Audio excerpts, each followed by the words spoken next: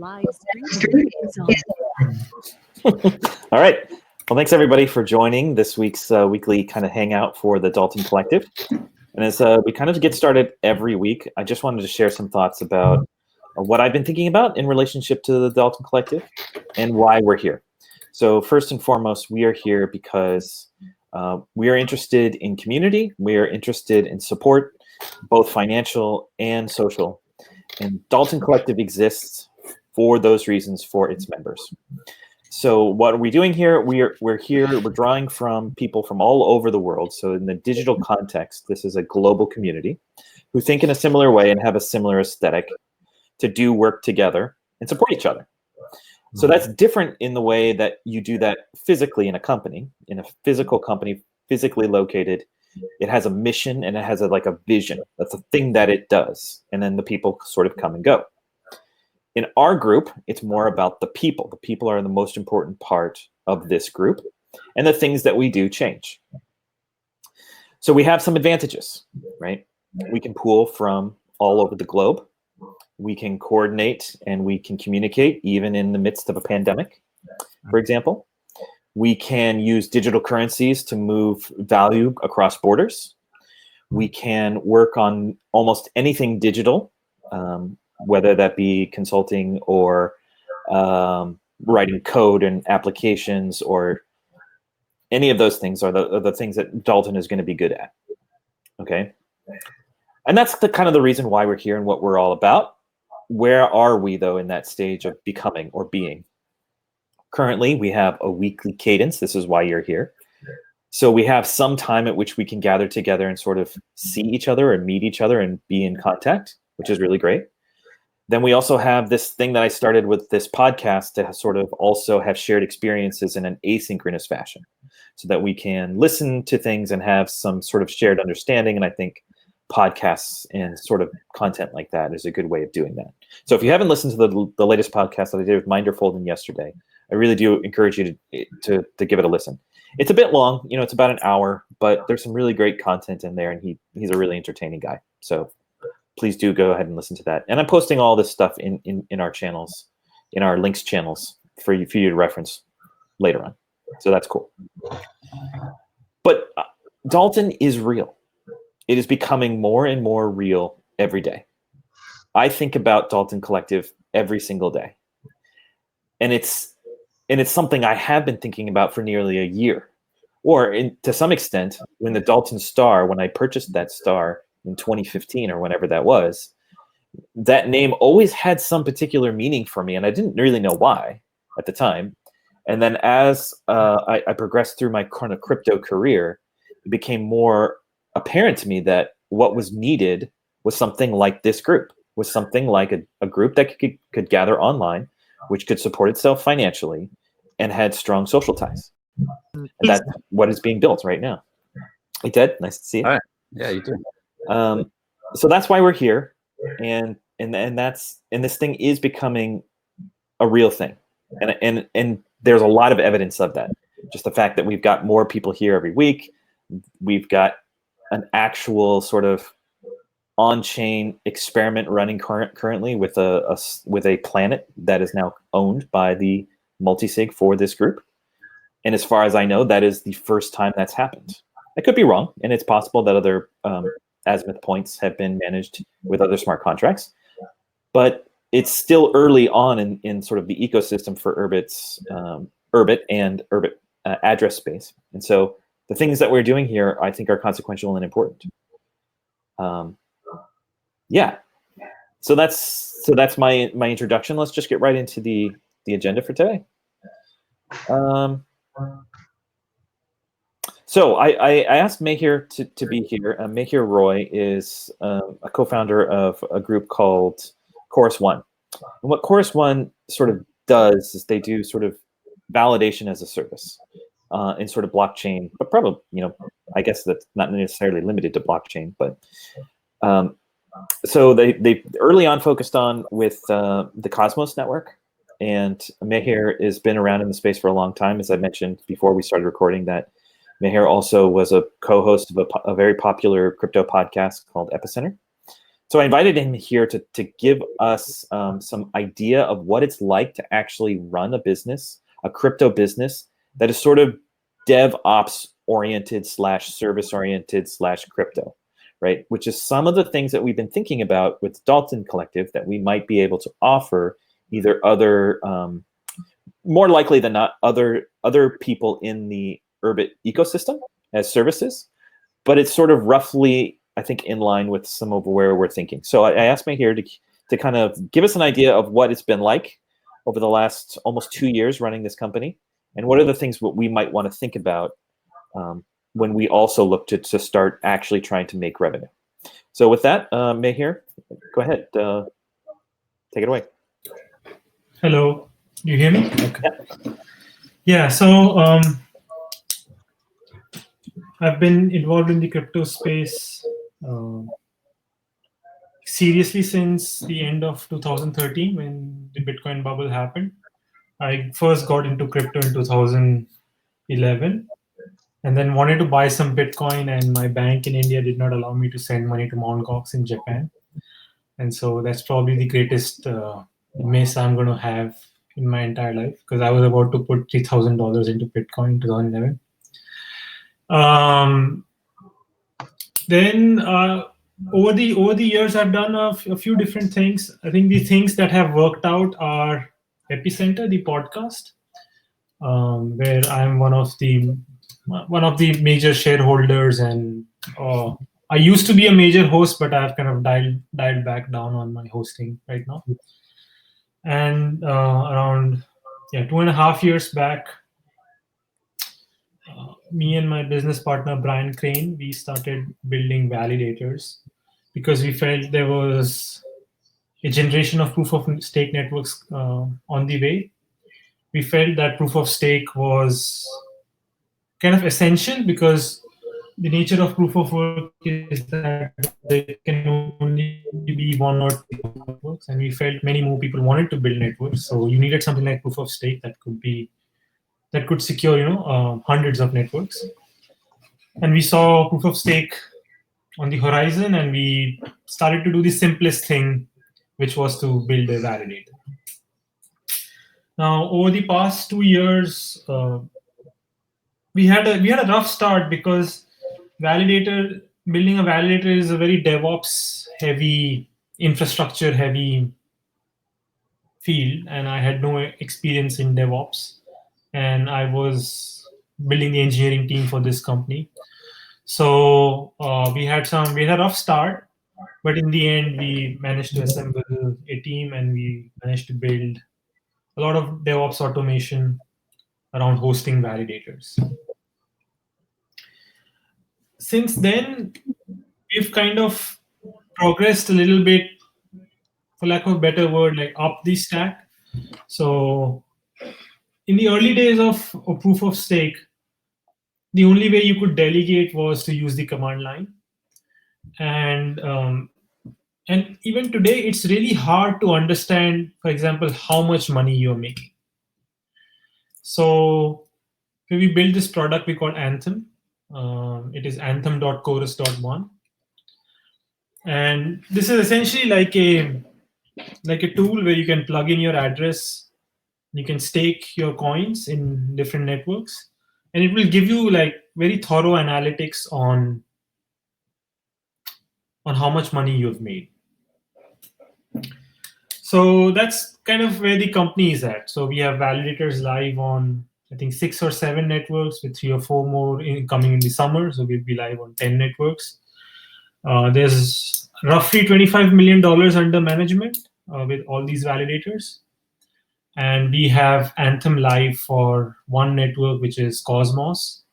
And it's going to go live for 3 more networks in the summer, which will allow all delegators in these networks to have really good analytics for their proof of stake portfolio. So that's the current state of Couruse. Now,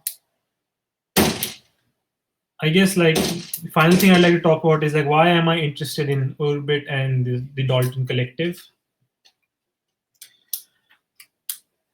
I mean, when I look at Anthem and proof of stake, my major curiosity is something like, So we have Anthem, right? So we have this place where proof of stake users come and they manage their proof of stake assets and they can see their analytics. I personally own, me and my business partner, we personally own like, I suppose like a few million stars. I don't own all of them. My business partner owns more of them, probably. You mean planets? Yes. Yeah, planets. Sorry. Yeah, planets. And my curiosity is, so we have these users coming onto Anthem, and we have planets. So one crazy idea I get, and I want to explore this idea with the Dalten Collective, is what if we could distribute a planet each to every user of Anthem for free? We're not going to charge $10 or $5 or whatever. So we can distribute the planets to our users, and we can, let's say, host them on Couruse infrastructure. I don't know how to do it securely, but assume there's a DevOps architecture that allows us to do that. Yeah, we're working on that right now at Talon, actually, hosting architecture, like software for managing hosting for other people. We should be, yeah, that's like getting close to being ready next few months, probably. Right. Now the interesting question is, okay, so we can do that on Anthem. Let's say there's some kind of process where as a user, the proof of stake user, you can come, you do your proof of stake, but on the side there's sort of a tab, and you can say, hey, get your planet, and you get your planet, and it's hosted by Couruse, and you get it for free. Now here's my real curiosity. In proof of stake, we find the need to have some kinds of automation for our users. Now, I'll give you an example. So you have like the Cosmos network. And in the Cosmos network, when you stake in the Cosmos network, rewards get made. Now what you want is that, let's say you started off with 100 of these units, and then you made 10 units in rewards. What you need to do periodically is to collect, withdraw those 10 units, and then restake them. So every week or every month, you have to withdraw your rewards and restake them. And this is an entirely manual process that you need to plug in your ledger, and you need to perform this manual process periodically if you are to make the most rewards. Now, my curiosity is this. Now, if we've shipped planets to all of our users, can we have a Hoon program that's running on these planets that does this kind of staking automation for our users automatically? So what would it do? It would need to interact with the ledger, and no, I'm assuming like the Urbit planet has their own key. Okay. Right, and the users are able to delegate the rights to this key that, hey, this Urbit key can on my behalf claim my rewards and restake them. And then there's a program that's running on the Urbit that does that for them automatically. That sounds like a very good use case for Urbit, yeah. Mm-hmm. So the one limitation that Urbit has that's probably relevant here is that it can, we can't speak raw TCP. So if there's a one of these validator nodes has a special TCP protocol that isn't HTTP, then we would have to actually modify the Urbit runtime in order to talk to it. But if it has an HTTP API, which almost all these things do, then it's fine. Urbit can talk to it through that. Also, yeah, like Urbit has I think like most of the crypto that you would need for doing this, like in terms of algorithms, like SecP and hashing algorithms, like Urbit has those very standard implementations inside of it that you can call. And so yeah, I think it would be a great use case for Urbit. Yeah, that makes a lot of sense. Yeah. And I guess there is a little bit of a danger of sort of giving out tons of planets in a way that could cause especially if you're giving them away for free, because we don't want there to be a potential for Sybil attacks, right? We don't want it to be so cheap to get one of these that like somebody can just get a new free account, spawn a planet, spam the network, and like keep doing that. Right. But you know, I'm assuming that I don't know too much about this Anthem service that you've built, but the I get the impression that that probably won't be that probably won't be a big danger with this, because these are kind of, I assume you kind of know, like these are people who are like already staking some money with when they're coming into this. So they're not going to be doing that over and over again, probably. Yeah. Or you could just require that like $100 worth of tokens be staked somewhere. Right. Yeah, that would easily solve that problem if it was a problem. But yeah, I don't actually think it's an issue really.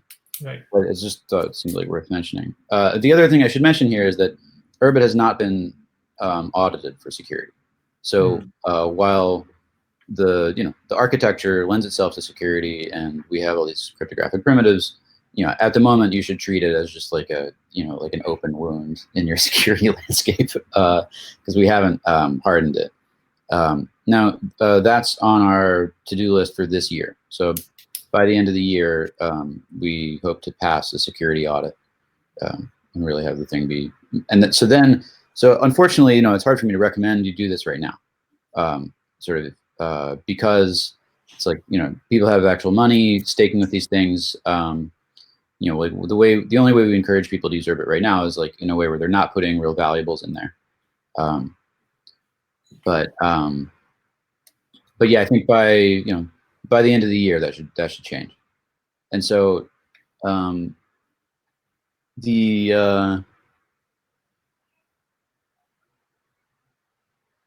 the hosting stuff, so we're working on a bunch of our own hosting automation. It uses Kubernetes, and I don't know how your stuff is set up, but so it's a mix. So we do have a Kubernetes cluster. So Anthem is a Kubernetes cluster, but we also have for our validators we have like physical servers on which we have. Well, actually, I mean, hey, if you wanted to sell space on the physical servers for running Urbit, that might be a real business. Just because they're like that's something maybe I would be interested in, for example. Something that's like not a huge company like Amazon or something, but something where I can get like a dedicated machine. And so you want a dedicated machine with an HSM? It doesn't have to be a dedicated machine, I guess, but actually, yeah, a machine, even if it's a dedicated machine with HSM that I could rent, like like I could rent an AWS node, would be pretty cool. I bet a lot of, and that seems like kind of where this should go eventually. Now that I'm thinking about it, for Urbit hosting is like, yeah, because probably a lot of people that are going to be running Urbit are also going to have some crypto. Not everybody, but there's a lot of overlap in people who are interested in those things. And so yeah, it would make a lot of sense. And one of the big use cases we see for Urbit is to be basically what you're saying, right? It's this agent that's there on your behalf, right? It can like run commands periodically for you. It can serve requests from other people. You can use it as a watchtower in various crypto applications. Exactly. And then it's also your user interface for accessing all your crypto, right? So it's storing your accounts and whatnot, right? Or not accounts, but has your keys in it or some sort of less cold storage keys, right? And it presents the user interface that you use to interact with all these different chains and other applications. So there's a lot of stuff that right now in Ethereum people use what's it called, the graph, and like really Urbit should probably be doing most of that, but in this decentralized way where you're not relying on somebody to serve you a user interface. It's like this is something you're running yourself. That aligns much better with the kind of do your own custodying, right? The philosophy of like if you don't custody it yourself, it's not really yours. Yeah, so like Urbit is much closer to that. And of course, for people who really, really worry about that, they have to run it in their houses. But there's sort of an in between there with with running a hosted system, but it's a company that's sort of that has incentives to be trustworthy, kind of like a bank vault or something. Right. So, I mean, the generalization of this is exactly like, for example, the MakerDAO protocol. You need something that has some of your ether that can top up your CDP when it enters a danger zone. So that is the kind of program I would like to run on my Urbit, and I would like to serve via Anthem. And that would be a very good use case. Yeah, and that's the sort of exploration that I'm interested in over the summer. Like where is Urbit at? And well, we'll be happy to help you with that. We can kind of show you around some of the stuff we're working on and what the state of all these things are. Because we can show you kind of how far we've gotten with our hosting stuff and what that would look like to interact with. I know that's still being worked on, but it's been worked on for a while, and it's, I think, nearing completion. And then there's also been a project to have to talk to a Bitcoin node from Urbit, and another one that we have a fair amount of Ethereum connection, actually. There's a guy who's been just an open source contributor, has been working on a Ethereum ABI parser, and so you can like auto-generate like type definitions to work with different Ethereum contracts from inside of Urbit. So we actually have a fair amount of tooling inside of Urbit for talking to Ethereum. I realized this a couple months ago when he and I were at an Ethereum conference and tried to work on some Ethereum stuff, and I was pleasantly surprised. I was like, oh, we've got like all these library functions for like talking to Ethereum and parsing stuff. And like, that's pretty cool. Like I didn't know we had all that stuff. And these libraries are all in Hoon or some other language? Yeah, in Hoon. Okay. Mm-hmm. Yeah. And Ted is referring to Sarpin, or also known as Christian, who is also a member of the Dalten Collective and on the Multisig. So all things are kind of coming together, it seems like. So like today in Urbit, for lack of a better word, can I run like a traditional language to program my Urbit, or is it all Hoon? It's all Hoon. But you can run other programs and communicate with Urbit over HTTP. Right? So Urbit is an HTTP server. It's also an HTTP client. So you can run a Hoon application, have other external clients talk to that.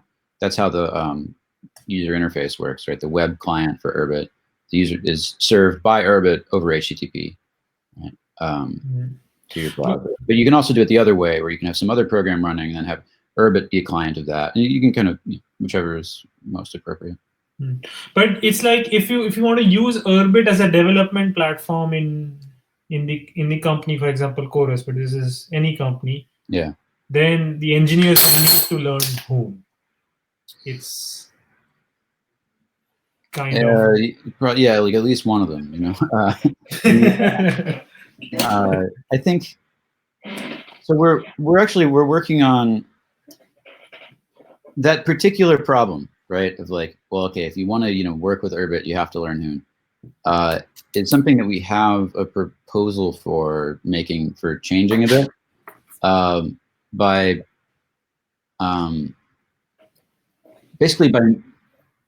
we call it the airlock protocol and the idea is that we could sort of shrink Urbit's responsibilities a bit, because right now it's like it's serving its own JavaScript, and like the whole user interface, all the client code for the user interface is actually served from your Urbit, and it like comes with the distribution from Talon, like all this user space software inside of Urbit.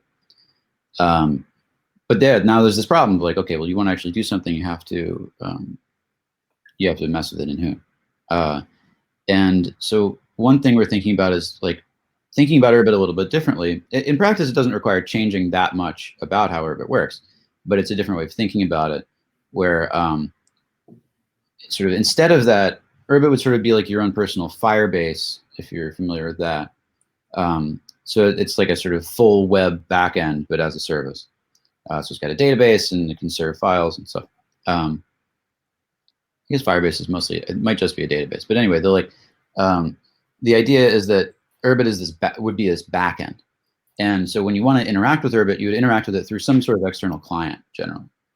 And that external client would just communicate with sort of a set of well-defined APIs for like what you can do with an Urbit. And so it wouldn't be, so if you wanted to like add to one of those APIs, like if you wanted to sort of add extra functionality to Urbit itself, then you'd have to write some Hoon. But if you just wanted to write a different client that interacts with other applications and interacts with the files that are on Urbit, you shouldn't actually have to write any Hoon at all. There should just be a well-documented, you know, HTTP, REST API, JSON, whatever. Sort of pretty standard way of just talking to the Urbit like you would talk to any other backend service. And it just happens to be your personal backend service that you're running yourself. Right. So in that case, it's like as long as we have some basic like data types for storing keys and maintaining permissions and that kind of stuff, then you should only have to. Then you should generally not have to write any Hoon, or maybe only like a few lines here and there.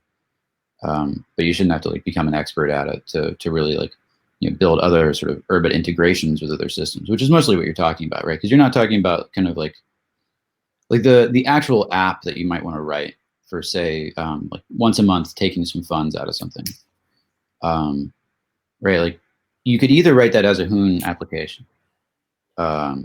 or you could write the kind of crypto primitives that you need for that in Hoon, and then have a cron job in Unix that once a month goes and makes a request to the Urbit and says, hey, do this thing.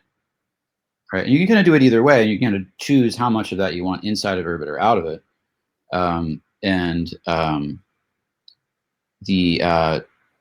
Like primitives for storing keys and maintaining permissions on key files, like Urbit has a lot of that stuff already.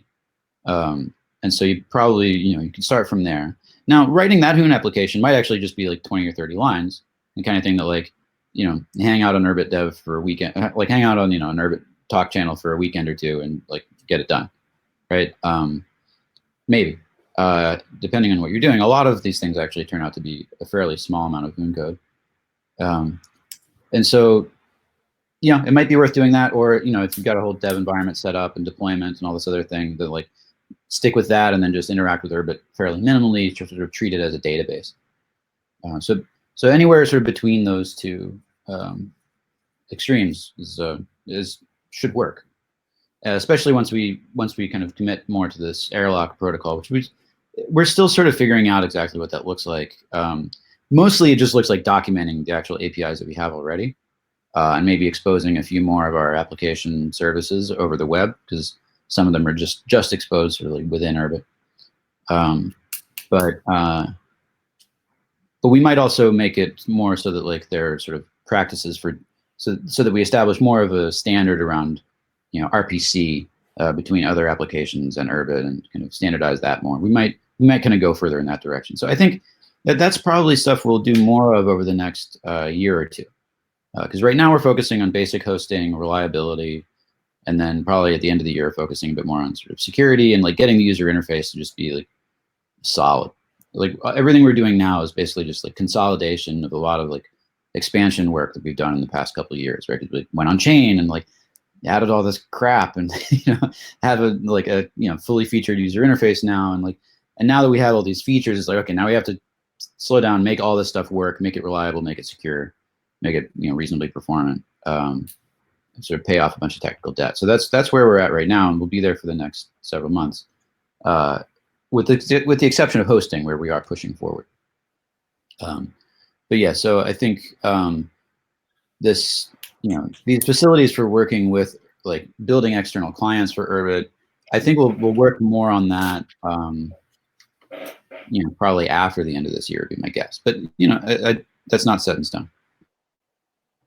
I think it will be powerful to just learn Hoon, right, and just get into the if you want to use Urbit, get into the Urbit paradigm. It's actually not that bad, honestly. Like learning Hoon, it's a very steep learning curve at first. Like it's scary when you first look at it because it doesn't look like anything else. But as soon as you learn about a third of the runes, then it starts to look pretty easy. mostly. And you can learn the rest of them really quickly. And then at some point you've learned all the runes and you've learned like the basics of how the language works. And then the learning curve basically stops. So there's like, because it's a very finite system. Like you hit rock bottom and then you're like, oh, and then all the rest of it is just knock. And there's like there's not much to knock. It's like only 12 things you can do. And so Urbit has this strange phenomenon where like you're learning it and you're like, what is this? This doesn't make any sense. It's bizarre. And then you learn a few layers of it. And then each one, like, okay, well, that one makes sense, but the other stuff is still bizarre. And then you do that like 3 or 4 times, and then none of it's bizarre. And it's like, oh, I actually know how this works now. So there's still, little details that you can, learn and get into it. But for the most part, the learning curve has like a sharp stop where it's like very difficult, and then, oh, I know what I'm doing now. So I think learning Hoon it's not as much of an investment as it might seem. Rapsif, you've been learning Hoon recently. Well, has this been similar to your experience? I don't think that I have the competence in other languages that would let me experience that exactly, but I will say that at each breakthrough that I do achieve, I find that things that were inscrutable before become clearer. So like I'm starting to understand Gaul now, and when I was just doing generator work prior to that, I was like, that stuff doesn't make any sense. Like I have no idea what's going on in a Gaul app, but now I am seeing more of it, and as I ask questions about it and get answers from people who are more proficient, those answers, they cohere and they fall into place a little bit. And so I know what you're saying, Ted. Like I say, I think somebody who had more of a background would be able to do that find that plateau faster. Maybe. I actually kind of feel like sometimes people who actually haven't programmed before have an easier time learning Urbit because all the building blocks are so different from what they are in other programs. And a lot of programmers actually run into trouble when they try to learn Urbit because they're expecting there to be a lot more going on than there is. Like they're expecting it to be a lot more complicated and have a lot more options. And one of the things when learning Hoon is like, no, there's very little you can do. It's like, this is basically a Turing tar pit, right? It's like, it's sort of barely Turing complete. There are very few operations you can do. And then we just kind of build layers on top of that. And, but basically each thing that Urbit does is like very constrained, very dumb, purely functional, usually statically typed. And it's kind of like we build everything out of that. And so there are actually just far fewer crazy things that you can do with Urbit than you can in almost any programming environment. And that it's long term, this is like one of the major selling points of Urbit as a development environment. But it takes a while for people to realize like, oh, I don't have to worry about like what happens if I go into an interrupt handler or what happens if some other thread tries to read this. It's like, no. You never, ever have to worry about any of that. It's like defined out for you. And the number of things that you don't have to worry about in Urbit actually confuses a lot of programmers. It makes it harder to learn. But it makes it nicer to work with once you're used to it. Cool. Well, are there any other questions that we might want to ask Mehir while we have him? Specifically kind of around, I'm thinking mostly geared toward Dalten Collective as opposed to sort of Urbit in general, meaning questions we might want to ask about how that business got started, what are the things you ran into, that kind of thing. Did you have to stake a lot, like personally, or your company as a group before you were able to bring other people on board to participate in that? Yeah. So, right now we've been operational for, 15 months or something like that. And people stake with us because they know our name. And we've also made a name because all of these proof of stake networks, they have their incentivized test nets. So this is a test net where you're encouraged to attack. And we've won some of these competitions. We've done well in these incentivized test nets. So that's given people confidence, and now they stake without asking a lot of questions.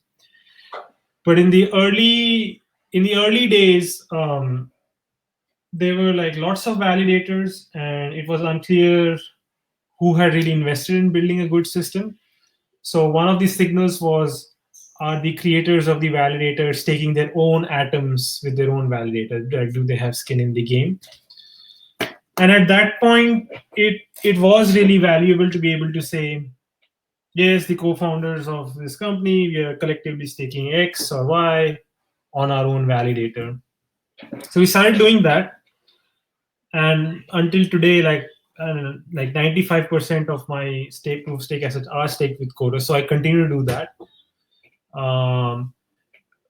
So it was very relevant 15 months back. It's becoming less and less relevant as we build a brand. And I think like in 2 years in the future, nobody is going to ask this question because you have a track record.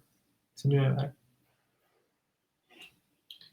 I guess it's similar to being a hedge fund manager. Like I've heard that when you start your hedge fund and you're completely new at starting your hedge fund, you generally want to be able to say, oh, I've put 70% of my savings into the hedge fund myself.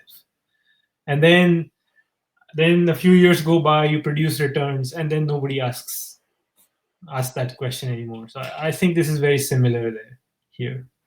That makes sense.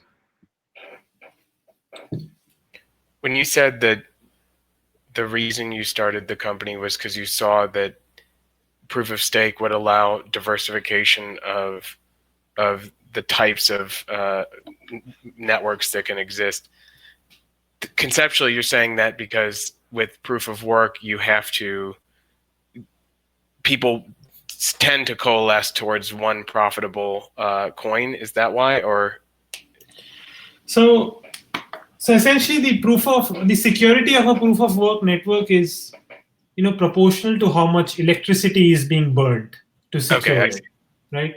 So the real commodity is sort of electricity. It's energy, and like for example, like Bitcoin might be burning electricity. I don't know, like Denmark's worth of electricity is burned by Bitcoin. So Bitcoin is really secure because of that. But if you start out a new proof of work chain, you're not going to have people burning Denmark's worth of electricity on your chain. It's going to be very, very small. And you will always have this risk that these other Bitcoin miners that have access to Denmark's worth of electricity are going to retool that energy and come and attack your chain, right? Now you can defend against it by changing your hash function and things like that, but ultimately those defenses are pretty limited. So as a result, the nature of proof of work is they can only be 1, 2, or 3 secure chains. Now the way proof of stake breaks this paradigm is that you build your own chain and your chain is secured by your own token holders. Only your token holders get a say in securing the chain. And so if anyone wants to attack your chain, they have to buy up your tokens. And so because there can be thousands of tokens and each community of token holders can secure their own chain, you can have probably like hundreds of chains that are functional, that are somewhat secure. So I think that's one of the big advantages of proof of stake. That's not to say proof of stake is better than proof of work in every aspect. I think to make digital gold, proof of work is the best system. But if you have an application that's not digital gold, maybe proof of stake would be better suited. Cool. Well, thanks, Meher. I really do appreciate it, and let's stay in touch for sure. Yeah. And then I did want to cover one thing before we do sign off for today. So last week, we made a lot of progress with the Dalten Collective's Multisig. Specifically, we jumped to a new Multisig, which I'll make sure to publish on the website, which hasn't been published yet. But we successfully took over control of a Urbit planet, which means it was sent to the Multisig transferred to itself, and the network keys were set. It was a little bumpy, but we did get there in the end. And that is the same pattern that we intend to use for the Dalten Star, which is to say it'll be transferred, the ownership will be transferred, the custody will be received, and then network keys will be issued to myself. So I'll be able to boot the ship and continue managing the chat groups and all that. But I won't have any other access to the star of any kind. I won't be able to produce new ships. I won't be able to transfer it. I won't have any other kind of permissions. And that's the goal. So the first thing, so we have 3 multisig members on the call here. So I know, Ted, you've just sort of gotten on board with multisig in general, but Rabsif has been kind of doing a lot of these. Where are we in your sort of confidence level? Well, let's just start with Rabsif on management of the multisig. Have we done enough practice? Or maybe should we do one more round? I am able to use the interface to approve and things like that. I think I'm still behind you and Sarpin in terms of understanding how you're generating those transactions. I don't think I've had a successful one when I've tried to do it with Seth, but I don't know if that's critical. It'd be cool. I can practice that on my own time, I guess is what I'm trying to say. And I would like to see documentation of what you're doing and like better understand it and practice it myself. But I think in terms of interacting with the multisig itself, with the wallet, I'm good to go there. I get what's going on. Okay. Can I ask a question? Mm-hmm. Could you cover like what you're doing with the multisig and I mean, in some sense, what you're doing with the multisig seems really cool because it's almost like you're controlling like an Urbit planet out of a multisig of 3, but it could very well be like an Ethereum DAO that's controlling not one, but yes, I don't know, a fleet of 100 Urbit planets, and these 100 Urbit planets are doing something, right? So it seems like a very cool primitive. So I'm just curious about what you're building exactly and what problem you're trying to solve. Yeah, so the specific thing that we're doing here is, so Dalten is collectively owned and managed in general. So the core financial ethos of what the Dalten Collective is about is that there are two important factors in your financial life: your cash flow and how many assets that you own. If you have cash flow, you're an employee, and hopefully you're making enough money to meet your needs and maybe some savings so that you can accumulate assets and long-term wealth. If you're an investor, you're primarily heavy in assets. You may or may not have cash flow. It's sort of, but you're much more stable as a sort of either asset holder or an investor. And typically what happens in companies is the asset holder class is a very thin layer on the top, and the bargain is all the rest of the folks in the company, you give us your time in exchange for cash flow, and we accumulate assets. So that is not the way Dalten Collective works. It's much more, instead of a thin layer, it's much more distributed. How much more, I'm not sure, because it's not going to be equal, but the point of the Dalten Collective is that we should all own most of it equally or roughly equal, and we will share in cash flow as we can. Mm-hmm.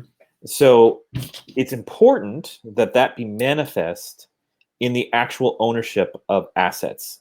So in this case, Dalten, the star, is an asset. It contains 65,538 planets within it. Each one of those is roughly worth potentially $10. You do the math.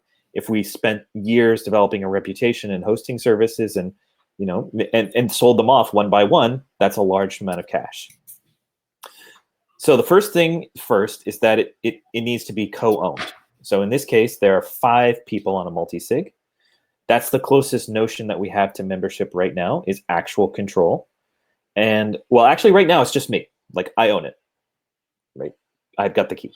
But the point is, the first step in making this actually co-owned is to move it to that multisig. And all of our digital assets that can be held in that multisig will be. And if they can't, then they'll be held in some other collective fashion, right? Now, that's not to say that everybody has a say in how those things are managed. That's not the point. We're not innovating here on governance, so to speak. I think there's, a roughly hierarchical system is efficient in a way that's respectful and, treat other people the way you would want to be treated is actually a very pretty good model. With the notion of that, even if you're the CEO, you're not going to be making the most money. That's kind of the difference, right? Maybe you are, but the fraction of the amount that you'll be making more than the others is fairly negligible. The trade-off that you make by signing up to the Dalten Collective is that there's a very good likelihood that you are getting sort of undercompensated in some way, meaning you bring exceptionally high levels of technical expertise, which you could, go on the open market and command a high salary for. Well, you won't get that high salary. What you will get is ownership, potentially more ownership than you would in a typical startup, but maybe not. I mean, startups are the closest thing that we have to the Dalten Collective. But you also have, maybe different kind of cash flow options. And it's in a group, and it's a social group that's more coherent than hopefully a normal company. All right. So that all being said, yes, it's similar to a DAO, but I'm not saying that we're doing things like in a consensus-based way, whereas some of the other sort of DAO ethos, that's sort of taken for granted, is that everybody has a say, everybody has a vote. In my perspective, if we've got a vote, well, then there's probably some breakdown in coherence in the first place, roughly speaking. And I'm not opposed to hierarchy because it does work. In fact, there is one right now. I'm the one that's driving this thing. So, yeah, I'm the one in charge. There's no sort of bones about that. But we could do a lot with multisigs. They're very flexible instruments. They can push bytecode to just about anything, right? And so when Rabsif was kind of saying, well, how is this all coming about? What I'm doing literally is using a command line tool to create call data and then pushing it to wherever I want it to go. And then as long as everybody signs off on it, then it goes. And that's how it works. Mm-hmm. It is good in my other experience from multisig management to have one or two others in the multisig that can produce call data. In a lot of these user interfaces are very simple. So if it's just moving ether around, it's just point and click. More complex contract interactions do require a bit more understanding about what's going on. I feel like this might be a good point. It's a good time to explain, well, what does it mean for a multi-sig contract to own an Urbit address? Yeah, and that's slightly nuanced as well, because the Azimuth smart contract can accept call data from anywhere. Typically, that is an individual, and the way Urbit is set up, it's easiest to produce keys from an individual private key. Meaning, if your, let's say, Ethereum address is an ownership of a particular planet, we have user interfaces ready for you that can use that that key to create a network key, right? But if you're a smart contract, you don't have a private key, so you have to do that out of bounds. You just have to create the keys that you want, and which is basically just hacking some of the code that already exists. You get some public keys, then you can create a networking key that your Urbit can actually understand. You publish that to the blockchain, and it works. It works actually pretty well. But there are other options as well, because we have two primary notions of delegation within Urbit, which is a management proxy and a transfer proxy. Or I think I've got that right. Where the management proxy can do things like change well, actually, Ted, you might. I know that the proxy is for managing your ship. Yes. So that means that you can set the network keys that the ship uses to talk to other ships, right, over Urbit. The AIMS network for peer-to-peer communication in Urbit. The keys for that can be are set in the Azimuth contract and using or maybe Ecliptic. I can never keep them straight, but yeah, they're set using this management proxy. Yep. And in that way, it can. So the only difference in pattern that we might want to consider is it's setting a management proxy is also a different function, but then that key could be. I think you should. Yeah, you can really explain the details of what is it that the multisig owns here, and what does that allow the multisig to do, and how does somebody go about actually, using, like, setting the keys or whatever it is that they can do with the with this multisig? Sure. So what it means for the multisig to own Dalten, let's just use that as an example. So currently my private key owns Dalten, which is to say the point, Dalten, the number that represents Dalten on the blockchain, which is like the azimuth point, has a private key and a public key. Well, it has keys associated with it, which is mine. That means I have the right to transfer it to any other address. And when I transfer it to the multisig, which is a smart contract, now it will have the right to call those functions, those new functions. But it won't have a private key, which means, it's slightly different than the it gets to choose. Like, the multisig can vote, or like, they all not vote, but they all have to agree. Enough of them have to agree to set a management proxy, which is just some address. So out of band, they have to agree on, okay, we're going to have some Ethereum address that actually does have a private key, presumably, and we're going to agree to set that address as the management proxy, and then that address can run the ship until the multisig decides to revoke that and give the ownership of the ship to somebody else. Yeah. Is that right? Yeah, it's 3 of 5. And of course, the multisig can change that quorum at any time. And that's just a function of the multisig logic itself, right? But those 5 individuals, they must come to a social agreement ahead of time about what to do, and sort of like how to do it, and why you might trust that. Like, if I'm pushing bytecode to it, like, you've got to trust me that I'm doing that, 1, correctly, and number 2, I'm not trying to do anything that I'm not supposed to do, that we didn't agree to.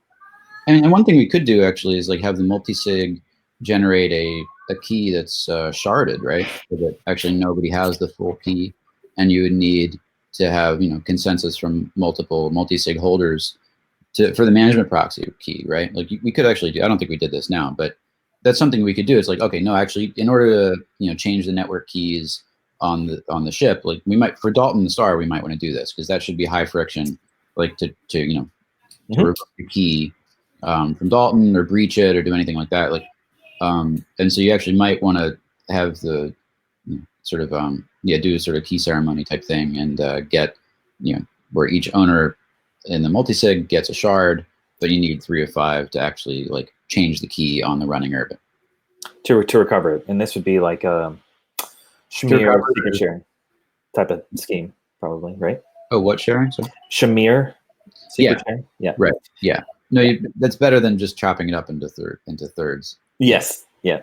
I mean, you could, the original idea here was to do secure multi-party computation as well. Like, that was also a possibility, but I couldn't quite get the ellipticals to work. But that also would be a cool idea as well. So there's lots of different options, right? But the point is, also, we've done this once successfully. Like, we have done this. When we do it for real, it's important. I want to make sure that, like, we're ready, and that the occasion is properly marked in history, in the history of the Dalten Collective, because it's important. And so I've been thinking about this, like, what would that ceremony, or what would that occasion look like? But it's coming soon, so please do be thinking about it. And if you have ideas, drop them in the chat. Let's talk about it, because everybody on this call, and potentially some others that were watching it as well, should participate. We gotta get tattoos, right? Oh yeah, we get the sigil. Yeah. Dalten sigil. So from a future perspective, so the way I'm imagining it is, so a new member joins the collective, and, like, in the future you could have one of 2 things, right? So the future could be a new member joins the collective, and this star basically gives them the management proxy of a particular planet. So it's like, when I join the collective, like in a normal corporation, I go and I'll get like a Slack account or something like that. But out here, if I join the collective, I essentially get a management proxy over a particular planet, and then I am able to do stuff with the planet. And then when I leave, the management proxy is taken away. No, I mean, that is a perfectly legitimate way to do things. The way it would work in the Dalten Collective, because it is about ownership, is you would be given the planet itself, and the fact that you've chosen Dalten as your host, or that sort of thing, that relationship might be a signifier of membership and or the holding of some sort of special ERC 721 token, non-fungible thing, like an azimuth point, right? And if you leave, that's breaking up. That's severing the relationship. But you leave, there's a break there. But you still leave with the planet. You take your stuff with you. You keep the planet. You keep the planet, keep your ownership of the planet.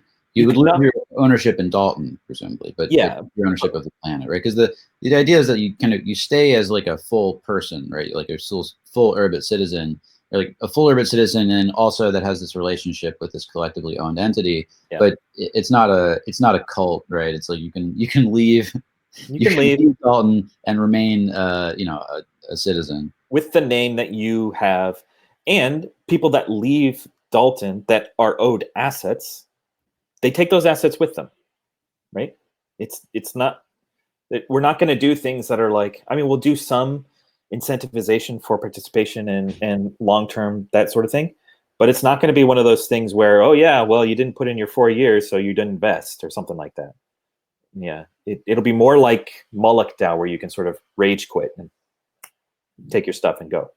There might be some discount in order to do that, but yeah, we're not gonna try to hold people.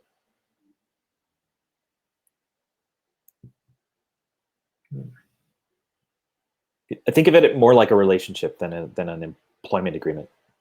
People do leave relationships. That happens all the time. Yeah.